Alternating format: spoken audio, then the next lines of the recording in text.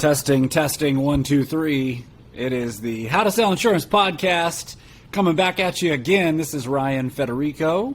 I am here with some bad men. Ashton Delango Lunday, Mr. Keith Fonseca, DJ Debt Free. All three of us back at it again.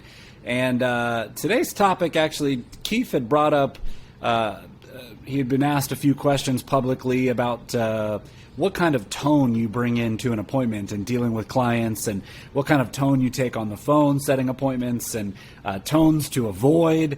And so I want to kick it over to Keith to kind of tee up our conversation for today about the importance of tone and how you sound when you're talking to clients. Yeah, so thanks take it away, so Keith. much. Good to be back.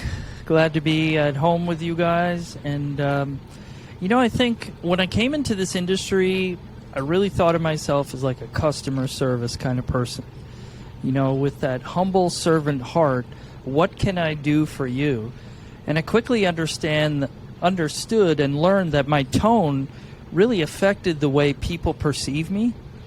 And so when I was reaching out to call them, I'd want to call with that like joyous heart. Hey, Ashton, good to talk to you. And immediately people hang up because it's like, that's the guy calling to sell you something, right? That's the, I'm just calling to renew the maintenance on your car, right? Because it's almost up, it's someone who's calling to sell me something, and people were hanging up really, really quickly. And it took me some time to sort of learn and understand that tone does matter, and Ryan, we've been to some communication trainings where they talk about, like 92% of communication has nothing to do with words, right? 50% is body language, 42% is tone, and 8% of all communication is the words we use. So people think that words matter most, and tone actually matters 5 or 6 times as much as the words we're using. So I thought it'd be important to kind of talk about why is tone so important,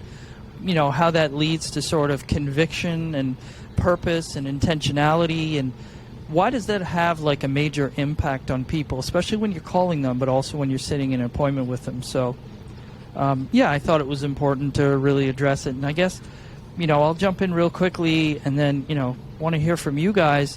When I'm calling someone, we work in a system that talks about sounding busy. And I'll give you a really quick story. So, a long time ago, my girlfriend and I, we went to a Nationals game in Washington, D.C. I'm a big Montreal Expos fan, and I'd never been to a Nationals game when they moved to D.C. So we went upstairs to where the food court was, and Ashton, there was like 20 different restaurants.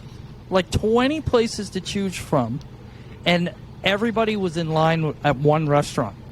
Right? Now, this isn't like 2006. The whole group was in line for one freaking restaurant. And so I looked at my girlfriend at the time, and I'm like, man, we got to eat there.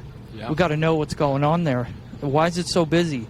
And finally we got to the front and discovered it was the beginnings of Five Guys Burgers and Fries. I don't know if you're familiar with that nationwide franchise, but they just started. And it was amazing. Shout out. Yeah. Hopefully we could be sponsored by Five Guys at some point. Dude, there's one 3 minutes down the road This from my segment house. is sponsored by Five Guys. Get you. Shout out to Nationals Ballpark. Get your burgers and peanuts today. Anyways, it was just like that principle still stands here today, right? People want to work with people that are busy. That means they're serving a lot of people. And when I'm over the phone, they're not looking at my calendar. They're not looking at, kind of what I'm thinking, what I have in front of me. So my tone is going to speak to that busyness, and talking with purpose and intention is the original first way to get their attention to me, rather than they're like, hey, I'm super happy that you picked up, and they're like, hey, I'm super happy to hang up. 100%. You know what? I was just going to say there's a fine line there that I found, because sometimes you also see, like, for lack of a better term, like the asshole salesperson, right? And don't be that person. Don't be that person, please, who's just like, I don't have time for this. I don't have time for you. My time's so much more important than you. And like, if you don't want to do this, and I don't want to do business with you, and like, that's not going to work very well for most people. It is a numbers game. We do want to get in front of a lot of people, and we do want to have the right tone in how busy we are, be respectful, and still make it sound like, no, I'm in demand. I have a lot of people that want to see me. I want to see you, and I want to see if I can help you. But we're going to have to figure it out at a time that works for both of us, because a lot of people want to see me. I think there's a fine line there, because I've heard some pretty hardcore, people with that. And like, that I'm tone so busy, is I have always so going to much be key, to do. especially like, man, you're if you're in the industry of booking appointments before you go. There's a lot of people out there that, I just talked to a guy this week. He's like, I just get the leads and I go door knocking. So obviously, if you're in that type of market, that's going to be drastically different. But when you're in that market where you're calling and setting the appointments, then tone is going to be key. And another portion that I'll throw in there is, if you want to be in the market where you have the leads and you're calling and setting them before you're running the appointment, that's going to be a really big portion of getting them to show. Because a lot of people, they can call the leads, they can set the appointment, but then they didn't show. And there's only one of two reasons. Either one, they didn't understand why they were meeting you, which is an entirely different topic, or two, the tone wasn't there. The urgency wasn't there. They hung up on you in the very first 5 seconds, even if you got to 5 seconds. Or they just told you what you wanted to hear to get off the phone, and that urgency wasn't pushed through with your tone.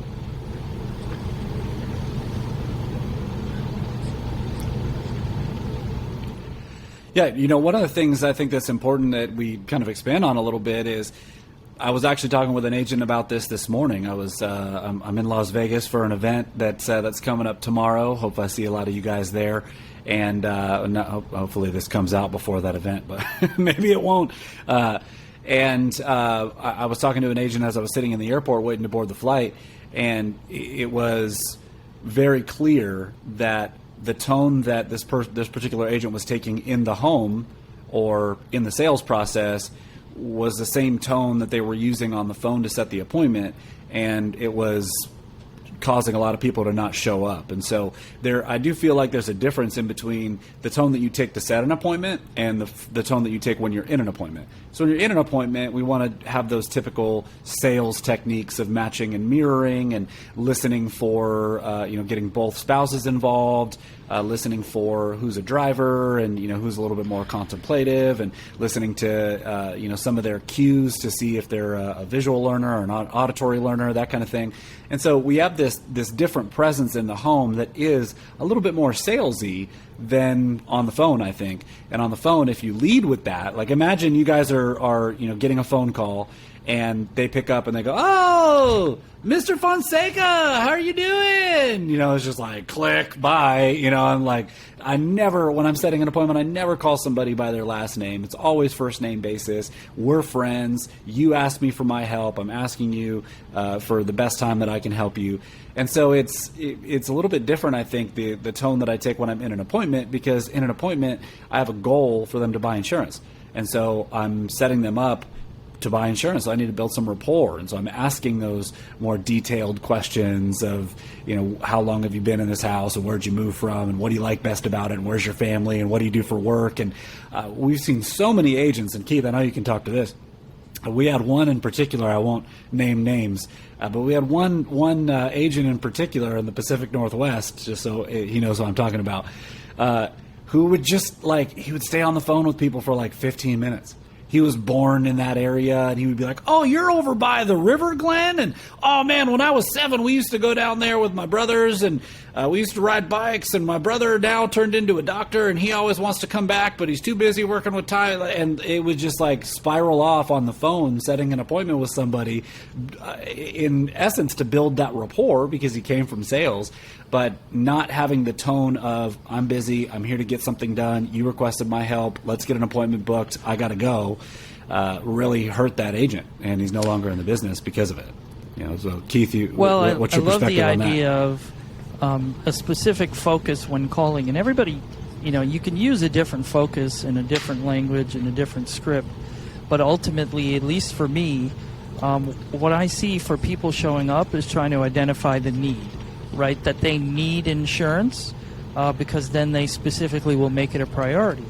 So matching that with making this a priority to me, and breaking it into sort of three sort of sections, which is like the beginning is the setting the tone for the phone call, right? And so if it's like, hey, there's a big difference between, hey, Ryan, and hey, Ashton.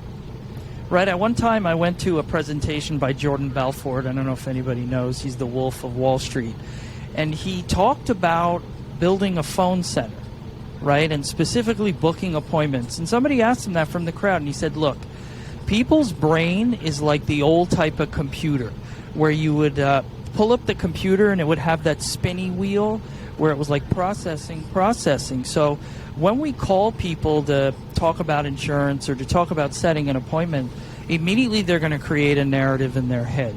And my goal is to overcome that narrative using my tone. Because if I feed them too many words, they're not going to be listening. So the tone of asking questions and ending my statements with questions, he said, really creates a moment for them to think about. So if I'm calling Ryan, I'm like, hey, Ryan, in a question tone. Hey, Ryan. And then Ryan goes, who is this? Am I supposed to know this person?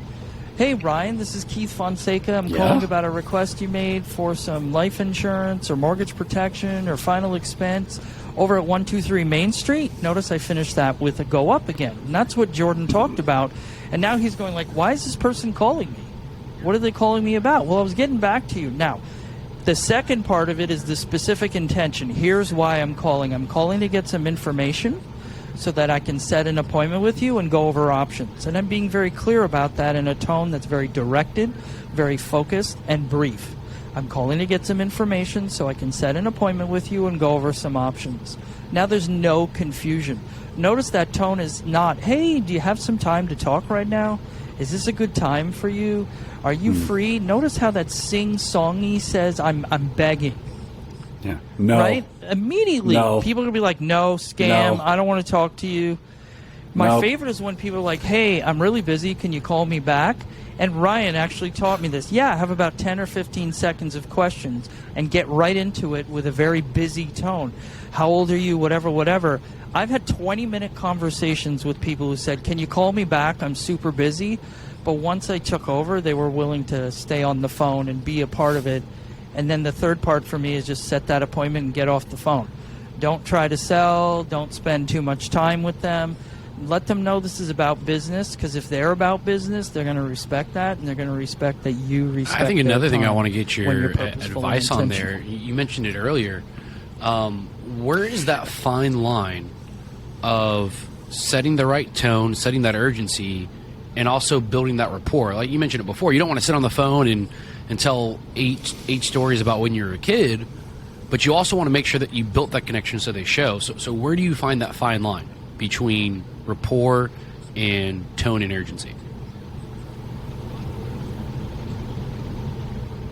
Well, I think it's important to be listening, right? The whole time there's a real practicality about intentionality, and that comes from tone. But then, remember I said 50% is body language, and no one can pick up your body language over the phone, but they can pick up authenticity. So just think about, if I'm nervous in my body, I don't sound authentic. If I'm relaxed in my body, I might sound more authentic. So when someone mentions something that connects with me, as long as I'm deeply listening. So just think about them saying, yeah, no heart attack, cancer, stroke in my family. My immediate reaction is a different tone of, oh, thank God. I'm super happy to hear that. That makes me sound like a friend. So picking and choosing those moments to switch the tone to the friendliness, right? Nope, I've been smoke-free for 5 years. I'm super happy to hear that. My mom smoked her whole life, and now she's facing a ton of problems. See how that little clip of switching from intentionality to being very, very cool and calm and friendly, oh, man, that's great. Happy to hear that. Then back to business, right? So that practicing that switch, but keeping it very close to a place where I'm still getting my mission accomplished, but I'm also sharing a little bit of myself in good. Authenticity and not overdoing. Yeah. I think another way that you can really easily change your tone, and if you're having trouble setting appointments with people, smile. it'll work wonders for your tone, I promise. If you just smile on the other end of the phone and you read your script or you make your phone call and you just do this and you just smile, it's almost impossible to not carry a more energetic, authentic tone. And, doctors call this the bedside manner, Ashton, right? Can you get information, can you deliver information, and also be friendly? And one of the ways that I think I do that in building rapport, especially one of the ways that I think increases show rate, is by making it sound very easy, making everything sound very easy and very simple. It's not a huge commitment. I don't need you to meet me for an hour. I'm not going to put you in the car salesman, headlock and bring 5 closers over to you and a finance guy and like all this stuff. It's going to be 15 or 20 minutes. We'll go over the options. It's super simple. I'm going to send you a link to your email. You can click on it. It's super easy. No big deal. It's not like, have you ever used Zoom before? And I'm going to have to do this, and you're going to have to download Zoom on your computer. And do you have a computer, or can you do it from a phone? Or it's like making it sound super complicated, and then you're wondering why people don't show up. Where it's just like, no, man, this is super easy. It's all good. I'm going to do the heavy lifting for you. You guys just show up. We'll go over your options. It'll be 10 or 15 minutes, and no problem. And during that time, there's a couple questions that I might ask that pepper in a little bit of that rapport building. What do you do for work? It's pretty important that you know what somebody does for work, before you set an appointment with them. Otherwise, you might be looking at a policy that doesn't accept active duty military, and you could have found that out on the phone, or law enforcement officers, or somebody who does high-rise construction. I had a scuba diver one time that did. He's in Maine, and he constructed docks, and he's just a professional scuba diver that built docks. And it's like those things are very important. So those things naturally on the phone. What do you do for work? Oh, I'm a scuba diver.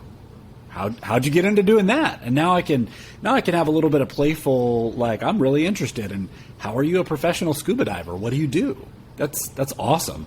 Like, have you been turned down for insurance for that before? And I can start asking these little probing questions and building a little bit more rapport, caring about them. They're not just a number on a sheet. I'm not just asking, reading questions, taking the answer, okay, thank you, see you Tuesday. It's really a depth of understanding of what they need and what they're looking for before I book the appointment. And so that sets up that rapport properly, but I'm still doing that in a pace that gets me off the phone in 5 minutes. Yep. You know what I mean? And notice how you're maintaining control the whole time, right? The tone of intentionality of getting the information you need, but also building rapport, maintain control of the conversation, because you're asking the questions, you're just subtly transitioning from a purposeful tone to a playful tone, back to a purposeful tone to an inquisitive tone, but never a kind of you're in control, please, I'm begging you kind of tone. And that transition. Oh, God, yeah. Go ahead. I was just going to jump in, man. That's the worst. Like when you are. I want you guys to think about this as you're listening to this podcast and really examine your language, because it's so subconscious. I've talked to so many agents who don't even realize they're doing it, but they do these things like Keith mentioned it earlier. Do you just have a couple minutes? I can ask you a few questions. Right? That's not an assertive tone. Right, and so you're not in control. You're giving up control. Is it all right if I, ask you about your health?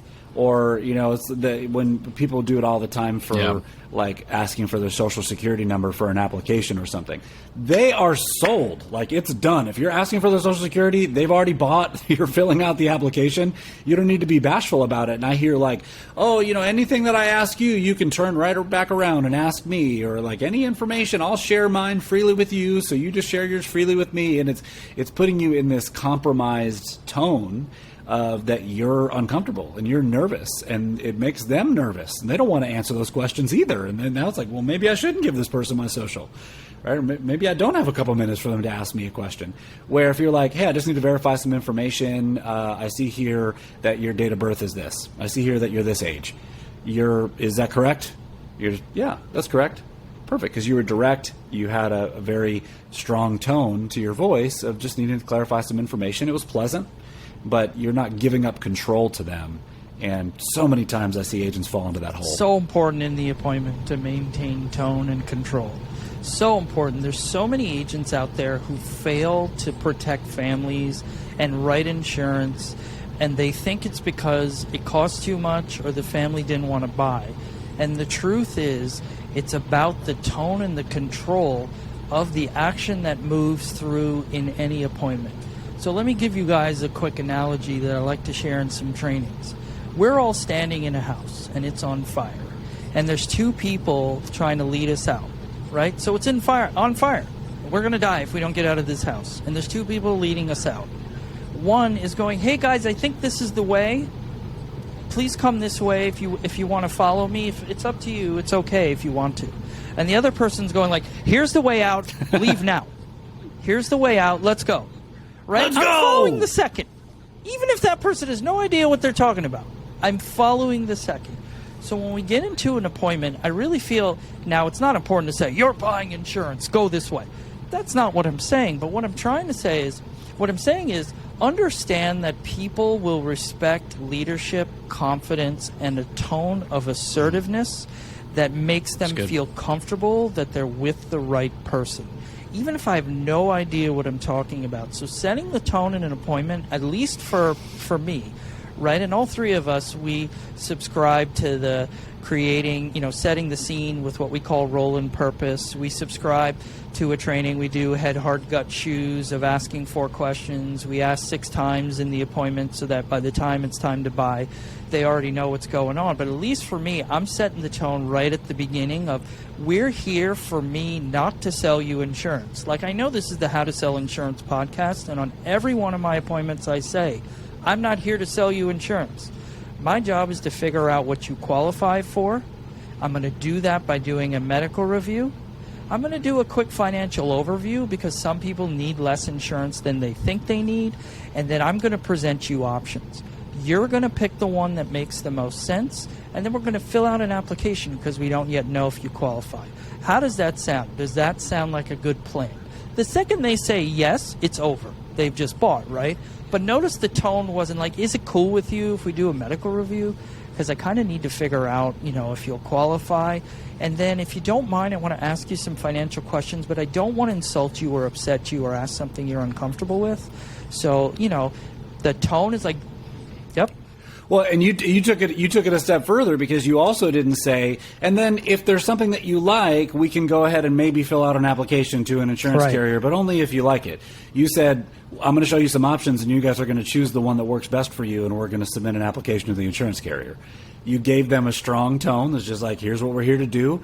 I'm going to take you on this journey with me. We're going to get this thing done. And I think I'd want to hear, Ashton, you had not surprising, you had a big week last week, right? Popping out was like 14,000 or something like that. Maybe I'm fronting you too much. But you're probably right in the mix of doing some of this. So what's some of the tone? We talked about setting an appointment. We've kind of danced around some of the tone that you take in the sales appointment. What's your kind of go-to I think there's kind of 2 portions of that. Obviously, when you're on the phone, you want to take that approach of being that professional. I always tell people, they didn't fill out a form for a professional pen pal. They were filling out the form for a financial professional to assist them in their financial needs. I don't go to the doctor expecting to have a pen pal when I walk out that I want to be talking to every week and, hey, here's my journal entry for the week. I'm not going to be doing that. Hey, I'm sick. This is what I need. All right, thanks. Fix this issue I have. Same thing with us. They sent in a form and asked for someone who knew more than they did about a financial issue they had, life insurance, and they want someone to go, hey, what is that solution that fits my needs with my budget? So that's that approach I take on the phone. Hey, is this so-and-so? Great. Well, here's what I need. This is what I have. I'm going to verify it, and then I'm going to tell you what I need, and then we're going to set the time to go over everything. And it's the same type of tone in the appointment. It's going to be a little friendlier. I'm now able to sit there and build that rapport as a professional friend. Obviously, we just had a great experience. We went to the doctor a few days ago, and we were like, you know what? This doctor isn't really personable. They act like they don't care. And they're like, hey, there's no connection being built here. They're like, cool, you're the next person on my checklist. All all right, done. And, they're out of the room. And I'm like, all right, well, we don't really know if we're going to go back to that doctor. Didn't really care too much about it. So you have that fine line where you're building that connection, building that rapport. It should only take 5 or 10 minutes to really sit there and connect with that person and then move it along. You don't want to be in that point to where they're going, is this guy ever going to talk about the thing we asked about? We're 25 minutes into the appointment. And I think as we're closing it down on the tone, I think that's a great thing to always remember, is that you have to find that fine line. Mm-hmm. Yeah, I think I was just going to say, I think you hit it on the head. You said professional friendship, right? Which is, I think, a great tone to look for. Is Absolutely. I'm here to help you, but you're going to like me while I'm helping you. I'm here to get something done, but we're going to be acquaintances at the end of this, and you're going to be able to call me, and we'll be on a first name basis. And one of the things that I was thinking about when Keith brought up this topic was, I feel like a lot of times in the training that you find throughout the industry, especially on closing, there's this really old school sales tone, to like how you combat the think about it, or, people are just like, well, what do you need to think about? Or, it's like, well, no, you got to get this. What happens if you die tomorrow? And I think that the newer sales approaches and the newer closing tactics are totally just based in tone. And so the tone that I like to take in an appointment, I think, is be the solution looking for the problem. So I have all the solutions. I have the answers to all the problems. And I just need to look for the problem that exists in that person's life. Maybe they have a bunch of life insurance and I want to talk to them about living benefits or critical illness or chronic illness standalone. Maybe they have all of that and they're worried about their money in the market, and we want to examine an annuity, or we want to examine an IUL, or something like that. And so maybe it's their kids, right? Maybe they need to put something in place on their kids. So I'm the solution, and I'm looking for their problem in the entire appointment, and just expanding, well, what would happen to you guys if this happened? And what would happen to you guys if that happened? And what would it look like for you if this scenario popped up? And I'm just, looking for the problem. And at the end of the appointment, if I've done that enough, and I've said, so what happens if you don't die? You're in a car accident, you're disabled, and you can't work. What's going to happen to this house, or what's going to happen to your kids, or what's going to happen to your wife or your assets or whatever. And the answer is, well, yeah, we're going to lose basically everything. At the end of the appointment, when they're like, well, we need to think about it, or we're going to sleep on it, we'll get back to you, can you email me some options or whatever, rather than taking that old school approach and just like hammering them into like, you need this now, let me remind you about all that stuff that you said, taking more of the approach of I care for you. I'll give you an example. Like, Ashton, and I appreciate that, but with everything that you've told me here today, we went over that if this happened, this would happen, and if that happened, this would happen, and I can't leave this appointment in good conscience knowing that if something happened to you tomorrow, that you guys are going to be in a terrible financial position. That's literally my job. And, you guys may view me as a friend right now, and I'm glad that we have this relationship. But 6 months from now, when, your wife is get diagnosed with a major illness or something like that, God forbid, you're going to look back on this situation and go, why didn't Ryan do his job? Right? Why didn't Ryan put this coverage in place? Why didn't Ryan help us apply for insurance? Because we talked about it. We're here right now. And so I can't in good conscience leave this appointment without at least getting you something. It doesn't have to be all the coverage in the world, but we've got to put some coverage in place ethically. Otherwise, I'm not really doing my job here, and I want to make sure you guys are covered. That's a super hard close. Yeah. Right? That's a hardcore, like, we are doing this right now. I'm not taking no for an answer. We are filling out an application. But it's coming from a tone of just like, I'm so concerned with you guys that I listened to everything that you said and we explored all this stuff. And I just can't do that to you guys. I can't leave here without you at least having some coverage in place. It's very reasonable. They know it to be true. And more often than not, they're going to go, you know what? Okay, let's find something that works. Or you can suggest a second option. Instead of doing that 100,000, why don't we do 50,000 right now? So at least you have something if something were to happen. And then you guys can decide if you want to up it later. But let's at least get you applied for that. Does that sound like a good plan? I'm closing hard, but my tone is very light, and I care about you, and I want to have this relationship with you, and I don't want to leave here with you being in jeopardy of losing all the stuff. I feel like you're poking the elephant in the room, and I don't just mean the guy sitting on the toilet there behind me. And I'm sure we'll get deeper into this. Did we? By the way, hold on. Wait. Did we give that elephant a name yet? He does not yet have a name. Okay. We should have a naming contest for I've had a number of clients. YouTube channel. Comment below on what you think the elephant should be. A number of clients have just stopped me in the middle of an appointment and like, is that an elephant sitting on a toilet behind you? I'm like, it's such an amazing conversational piece. But, the elephant in the room here and why we talk so much about personal growth, personal development, is that there's going to be a number of people listening to this who will say, well, I don't want to be that person that closes hard. I don't want to be that person that pushes people and makes them not like me or makes them feel rushed or makes them feel overwhelmed. And I guess I have two questions for those people. Number one is the client on the other side was your parents. And Ryan was sitting with your parents. And you knew your parent was going to pass away inside of 6 months and the other parent was going to be homeless or devastated. Wouldn't you want him to push a little harder? Wouldn't you want him to ask the questions that really bring around the seriousness of why we're here in the first place?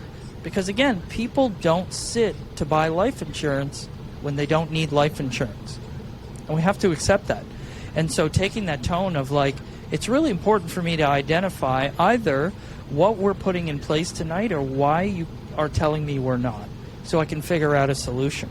So that's point number one. Point number two is I would challenge anyone to survey, and Ashton is about the softest, sweetest spoken person in America. Right? I guess. I don't know about that. maybe his wife might disagree at times.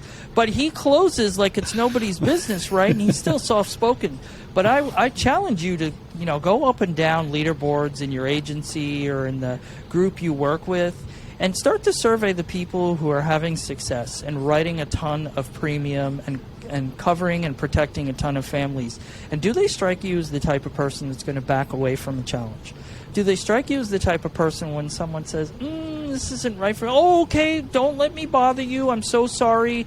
I didn't mean to upset you and push you into a little uncomfortableness. Right? The question is, how uncomfortable will you be? God forbid something happened to you this weekend. Have you ever heard of a story of someone passing away in a car accident? I'm not saying it's going to happen to you, but you came to me to make a plan that God forbid that was going to happen. Now, how uncomfortable would we all be if God forbid that happened and we don't apply for something? Because something is better than nothing. Wouldn't you agree? And a little bit more is better than just something. Wouldn't you agree? So let's figure out what you qualify for and at least get that in place and be comfortable with it. And I'll leave you guys with this. Every single appointment I write in, whether it's mortgage protection or one of the larger participating whole life policies, whatever we're doing over here, I ask my clients the same two questions. One is, what did we put in place today? So they know what they got. And the second question I always close every appointment with is, did you feel pressured to buy insurance today? And I've never had anyone say yes, right, in the last 4 years. Not even one. I love that. I love that question. And, there's another example of this, and I know we want to wrap up here, and I'll get Ashton's final thoughts. There's another example of this, Keith, that you do very well that I've heard you give a number of trainings about. That's another, how do we close the deal with the right tone, not being, overly egregious in our, sales tactics or whatnot, by painting a picture, but you're still painting a picture out of that concern. And one of the things that you did really well that I adopted is, when it's at the end of a sales process and it's not turning into an application and you've uncovered a pretty significant need for insurance and we should be filling out an application where, you painted a picture when they're like, well, send me the quotes or send me those prices to my email or whatever. And you talked about the prices in a drawer. And, let me ask you, if something happened to you, let's say, you drive a long way to work. You should know that. We've had some conversation with them. You drive a long way to work. I'm sure you've seen car accidents on the freeway. I'm sure those people weren't planning to get in a car accident that day. But let's say that you were in a car accident, and God forbid you died. And 2 weeks go by, figuring out the funeral and the burial and all that stuff, and your wife's having to move because she can't afford this house and whatnot. I'm painting the picture of what I believe their story is going to be based upon the information they gave me. Your wife's cleaning out the house and stuff like that, and your daughter opens up that drawer and finds insurance prices. How do you think your daughter's going to feel about seeing those insurance prices there? Do you think she's going to be happy? Or do you think she's going to be calling me saying, hey, did my dad do this? Did my dad, fill this out and get these options? Do we have insurance? Can we keep this house? Or, do you think she's going to look at it and go, I wish my dad did this? Well, how would you feel if it was one of your family members, if it was one of your parents, right? And you are now stuck with this burden of figuring out how one of your parents stays in the house, or how one of your parents, how you pay for the funeral or something like that, and you were cleaning out the house and you found remnants of them meeting with somebody about insurance. And would you go, God, I wish they would have done that. I wish they would have got this coverage put in place. Or, would you just go, oh, too bad, darn. You're probably going to wish they put some coverage in place. So that's what I'm here to do tonight. I'm here to help you put some coverage in place so that we don't have those concerns when the unexpected happens. So let's get this application at least filled out, sent into the insurance carrier to see if you get approved. If you do get approved, then we know you at least have some coverage in place if something like that were to happen. And, so it's like kind of painting that picture of like, what are quotes going to do for you? Quotes in a drawer, or something like that. And again, another decently, hard close to somebody who's not wanting to budge, but in a way that's just like, I care about you. I don't want to see this happen. How would you feel if this happened? Asking questions and inviting them to paint their own picture and their own story. So throw it to Ashton for kind of our final thoughts on someone, anything that's kind of on your heart that you wanted to add to this conversation. Having that tone of importance, conveying that message. And then simply, in those appointments when you're trying to tie it down, it's really just going back to why did they need this in the first place? There's a reason they filled it out if you're working leads. There's a reason they sent it in. Odds are whatever they have now, they had before they sent it in. And they're still looking for help. So making sure that you're setting that up in the beginning of the appointment, utilizing that tone. When you come across as a professional, you're going to get the answers you're looking for. If you come across and the tone isn't right and you're coming across shy and timid, they might question a lot of what you're asking. But if you come across with a professional tone going, here's what I need and here's the next thing, all right, I need this, all right, great, now I need this, they're just going to go, all right, here's the information. I don't have anyone that asks me, why did you ask about my finances? Why did you ask what I make a month? Why did you ask what our bills are? Why did you ask what insurance I have? Why did you ask how much it is, how much I pay, who's it with? I don't get those questions because I go, okay, great. So who's the coverage with? Great. How much coverage do you have? Okay. How much are you spending a month? All right. And I'm just asking it like it's normal because it is. So when you come across with that tone, you're going to get the answers you're looking for and you're not going to run into a lot of questions. Yeah. Mm-hmm. Very direct, very to the point. And to Ashton's earlier point, absolutely, we have an episode that's all about improving your show ratio and how to take that correct tone on the phone. Go back to writemoreapps.com. Check us out on our YouTube channel, Spotify, everywhere that you can find podcasts. We are there. We will be coming at you with some more fresh episodes in the coming weeks.